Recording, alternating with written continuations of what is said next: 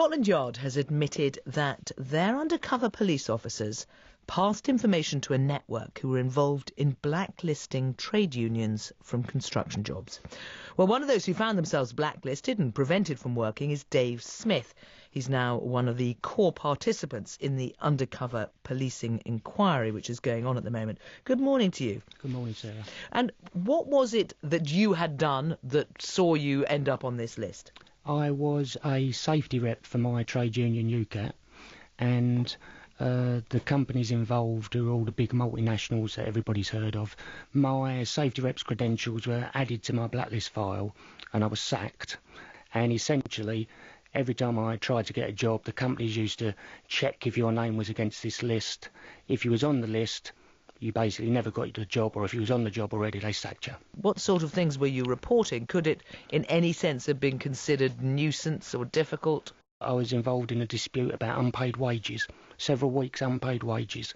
I complained about asbestos on a job, I complained about overflowing toilets on a job, and that's the kind of thing that they were blacklisting people for. And what difference did it make to your career? Oh, instantaneous. I was an engineer.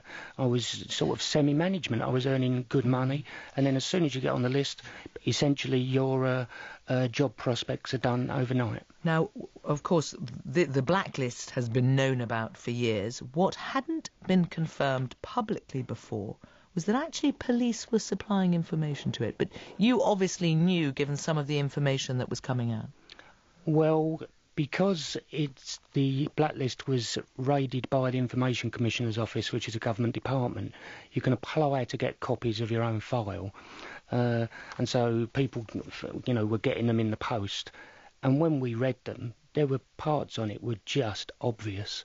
And at my employment tribunal, the head of investigations for the Information Commissioner's Office, an ex-police officer called David Clancy, when he gave evidence, he said that some of the information could only have come from the police or the security services. Now, there is the undercover policing inquiry going on at the moment.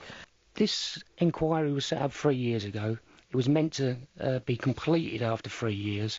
To this day, it still hasn't heard a single piece of evidence, oral evidence, and none of the documents have been disclosed to any of our lawyers. What's happening is the police, individual police officers, over 150 of them, are applying for anonymity to basically say not only their real names, but their cover names when they were undercover should never be released. There are 1,000 groups, 1,000 political organisations in this country who've been infiltrated by these police officers, and we are being told that we won't even be given their cover names or which organisations they're infiltrated. You have complained to the Home Secretary, Amber Rudd, about this. The Home Office released a statement this morning saying on the concern about your withdrawal from the inquiry, it's important that core participants continue to engage with the inquiry so that it can learn lessons and get to the truth. We want to engage.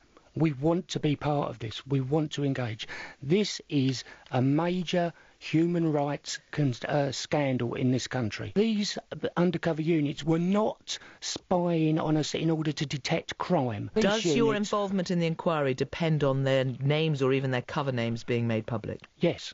Because otherwise you will withdraw. Because otherwise, how will people know that they were victims of what happened? There could be other women out there who've had children by these undercover police officers who will never know unless their cover names are released. And what we need is we were told when this first happened that things like this don't happen in this country. They do. There are secret political police units spying on people in this country just because the state disagrees with our politics, and that needs to end.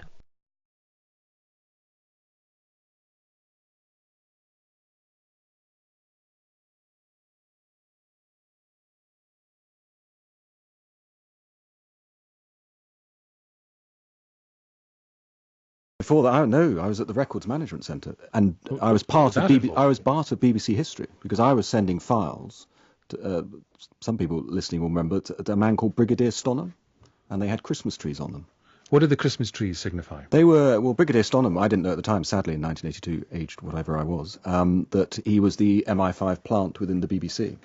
And so it was any questionable individuals had a Christmas tree on their file.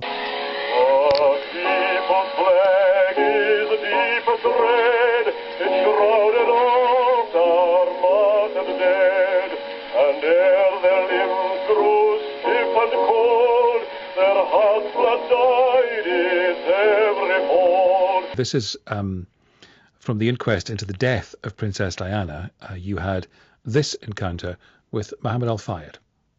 But the evidence doesn't back you up, does it, Mr. Al Fayed? The evidence? What evidence? The evidence is that I'm not talking pregnant. to you because you are bloody idiot. You're part of the establishment and you're a journalist. You work for MI6, you idiot. Right? Yeah.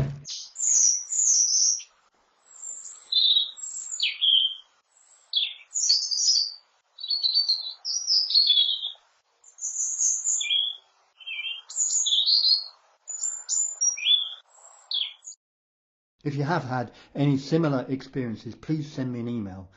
I'm looking forward to hearing from you. Thank you. Bye-bye.